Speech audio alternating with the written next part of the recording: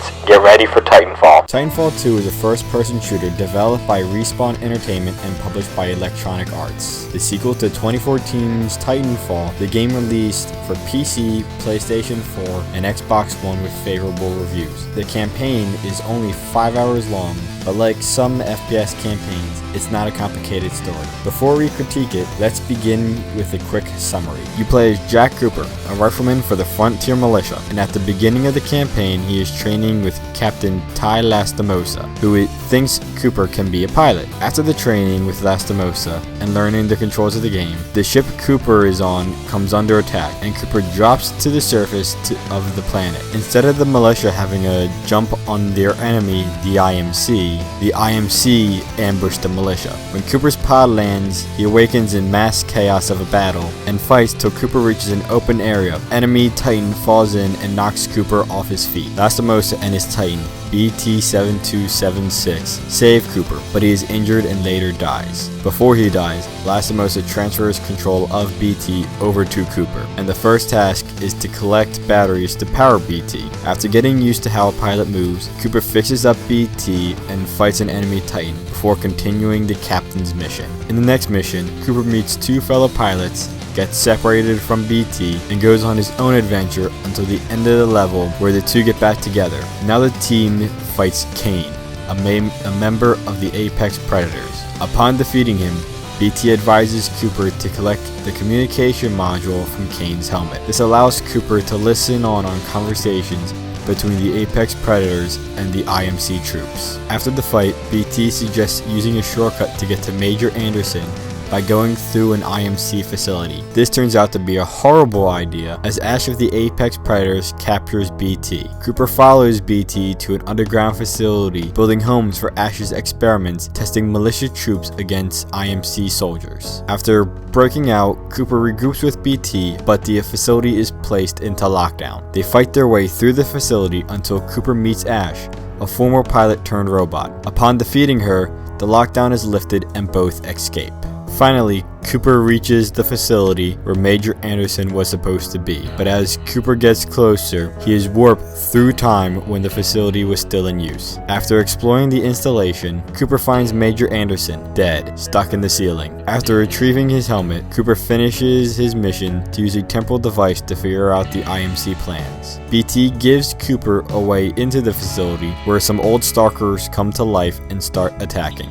As Cooper travels through the factory, he finds the rest of Major Anderson and his temporal device. After using it to travel throughout the new and destroyed facility, Cooper discovers that they found a weapon that can fold space-time and has the power to destroy a planet, with a target of the militia's home world of Harmony. The only problem is that all of the tests have failed, but they're getting closer, and a small scale of the weapon is at the same facility. When regrouping with BT, Cooper was to scan the power source. When they got close to the small scale weapon, it explodes, and all time stops, except for Cooper, and he is able to travel to the core to get his scan, but is then thrown back to his correct time. Now with all this information, Cooper needs to tell the rest of the militia by making his way to a radio beacon. Upon arrival, Cooper encounters a group of militia soldiers and helps them to get the power back to the communication relay. After doing so, the module inside broke, and Cooper needs to travel out to get a new one. Moving through the station to retrieve the new module, Cooper picks up communication between the IMC and Richter, a member of the Apex Predators. They want to stop Cooper at all costs, who has already killed two of their pilots. After retrieving the new module, Blisk finally realizes that Cooper has been listening in on their conversation. He does not seem angry, he seems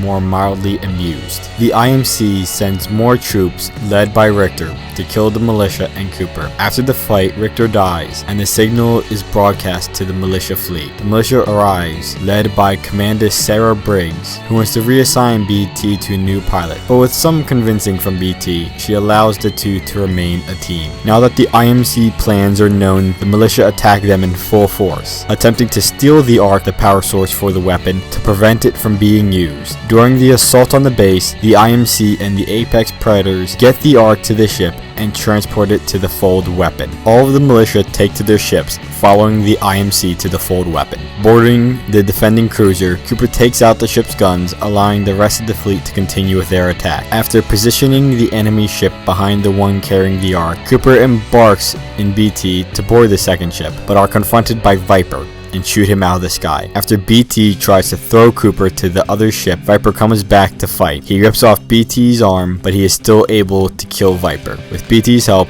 Cooper breaks into the ship and make your way to the Ark. Opening the casing, Cooper places the power source in BT, but the ship is crashing, and BT traps Cooper, saving his life. When Cooper awakens, it's not the militia who found him, but the Apex Predators. They try to force BT to give them the power source, but BT comes up with a plan to save you, and it works until Sloan, the second in command of the Apex Predators, rips the core out of BT and destroys his chassis. Cooper takes the emergency survival kit and his eye, which holds all of the programming for BT, and you fight your way through the base. When Cooper gets outside, another Vanguard class Titan falls. Cooper places BT computer into the socket, and the pair is reunited once again. With help from the militia forces, Cooper and BT make one final push to the fold weapon. In the weapon room, Sloan and Blisk are waiting, but relying upon Sloan's skill, Blisk leaves, allowing her to kill you. The final battle that ensues damages BT, but with the power he has left,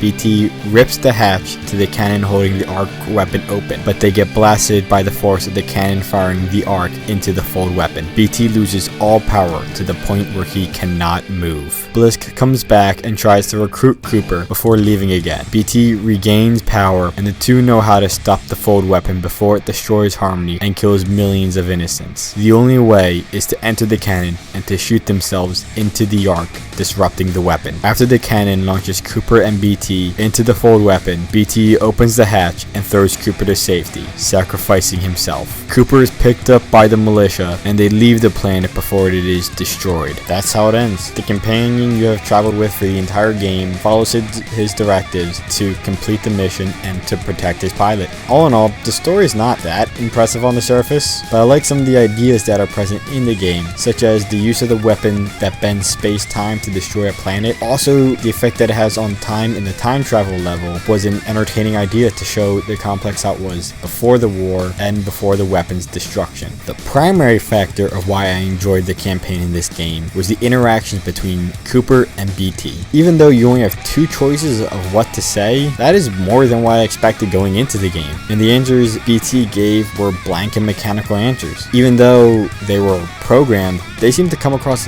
very sarcastic in quite a few of these examples. I think somebody's in love. A human's concept of love requires admiration, attraction, devotion, and respect. Conclusion: I am 50% in love. That's insane. I am incapable of insanity, pilot. That's exactly what someone insane would say. I think I'm going to need some new underpants. Copy that. Noted for the next supply drop. BT, I found Anderson. He's, in the ceiling. Objective complete. We have rendezvoused with Major Anderson. It's cold, BT. Correct. Anderson's current temperature is 17 degrees Celsius, below the threshold of human survival. If you want, you can go with all the serious answers, and you would get back serious answers. But the few choices of what you could say to BT made him feel alive, to the point that at the end, I was alright with Cooper and BT sacrificing themselves to destroy the weapon. But when BT throws Cooper out of the cockpit to save him, I was almost sad that BT died and you survived. Throughout the entire campaign, they were building a relationship between Cooper and BT, pretty much culminating at the point when Commander Brigg tries to reassign BT to a new pilot, and he chooses to stay with you. Minor it may seem, this was a pivotal moment for the characters and their relationship. Now, let us get to how we're going to grade this. It will be in 3 categories: story, characters, and how much I enjoyed it. After all the scores, I will average them out, and then we'll have our final score. For the story, it seemed lacking of a major plot twist of, oh, this person's a traitor or something like that, and it was really straightforward until the end. So it gets a 4 at most, and that's being generous. As the characters, they seemed alive and exciting. Each one of them had their own characteristics, from the apex predators to the militia pilots you meet, and that scores with a high 8. How I enjoyed it, it was the first game in a while where I wanted to continue to play, and I was sad that it ended. I enjoyed the interactions between BT and Cooper, and even after the game, it had me playing the multiplayer, which I'm okay at, but for most FPSs, I never play the multiplayer because I find the multiplayer boring. And with it actually wanting me to play the multiplayer and still continuing to play the multiplayer, I give it a score of 9. Now, if we add all the scores together, the total score I give Titanfall 2 is a 7 out of 10. Even though I really enjoyed the game, the story was lacking, and half of the campaign is really the story. And since this review is focused on the story and not the gameplay, it really gets a low score. Lower than I would like, but that's what it deserves. But remember to take away from all reviews that you should take them with a grain of salt, because they are based on their own opinions, and your opinions heavily depend on your experience as well as your likes and dislikes. Thank you all for watching. If you enjoyed, please leave a like, and if you have any other games you want me to review the story of, please leave a comment in the comments and tell me if you enjoyed Titanfall. I did, but I'm just wondering how many other people enjoyed it. But again, thank you all for watching, and have a stellar day.